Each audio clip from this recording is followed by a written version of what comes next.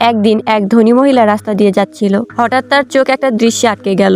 রাস্তায় একটা মেয়ে বসে ভিক্ষা করছে, কিন্তু মেয়েটার চেহারা দেখে মহিলাটি অবাক হয়ে গেল। কারণ মেয়েটা দেখতে একদম তার হারিয়ে যাওয়া মেয়ের মতো, যে মেয়েটি 20 বছর আগে হারিয়ে গিয়েছিল। মহিলাটি তাড়াতাড়ি গাড়ি থেকে নামলেন এবং কাছে গিয়ে জিজ্ঞেস করলেন, বাবু তুমি কে, কেন ভিক্ষা করছো?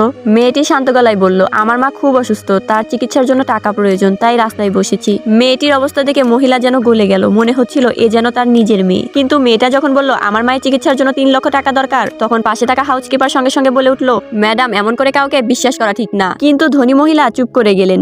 মেয়েটার চোখে নিজের হারানো মেয়ের ছায়া দেখছিলেন। তিনি মেয়েটাকে নিজের গাড়িতে তুললেন আর বাড়িতে নিয়ে গেলেন। বাড়িতে এসে বললেন, তুমি যদি আমার সাথে 3 দিন থাকো তাহলে আমি তোমাকে 5 লক্ষ টাকা দেব। মেয়েটা রাজি হয়ে গেল। রাতে এসে দেখলো ধনী মহিলা সোফায় বসে আছেন, খুব ক্লান্ত। তখন সে একটা গরম পানির টপ এনে দিল, বলল পা রাখুন, ক্লান্তি চলে যাবে। এই যত্ন দেখে মহিলার চোখে জল চলে এলো। তিনি ভাবলেন আমার মেয়েটা যদি থাকতো ঠিক এমন করেই আমার যত্ন নিত। সবকিছু যেন আবার স্বপ্নের মতো লাগছিল, কিন্তু এই শান্তি বেশিক্ষণ টিকলো না। রাতে হাউসকিপার যখন মেয়েটার ঘর পরিষ্কার করছিল, তখন বালিশের নিচে একটা পেন্ডেন্ট পেল। দেখেই সে চমকে উঠলো, এই তো সেই পেন্ডেন্ট যেটা ধনী মহিলার কাছে তার মেয়ের শেষ স্মৃতি হিসেবে ছিল। হাউসকিপার দৌড়ে গেল মহিলার কাছে, সব জানিয়ে দিল। মহিলা রাগে ফেটে পড়লো, মেয়েটাকে ডেকে বলল, এই পেন্ডেন্ট তোমার কাছে কোথা থেকে এলো? মেয়েটা বলল, এটা আমার। এ কথা শুনে মহিলা চিৎকার করে উঠলেন, মিথ্যা বলো না, এখনই আমার বাড়ি থেকে বেরিয়ে যাও। অসহায় মেয়েটা কাঁদতে কাঁদতে বাড়ি থেকে বেরিয়ে গেল। পরের দিন সকালে হাউসকিপার আবার দৌড়ে এলো, ম্যাডাম বড় ভুল হয়ে গেছে, আমি আরেকটা পেন্ডেন্ট পেয়েছি বেডের নিচে, দুটো দেখতে একই রকম। ধনী মহিলা অবাক হয়ে গেলেন। ঠিক তখনই তার সেক্রেটারি ফোন করলো,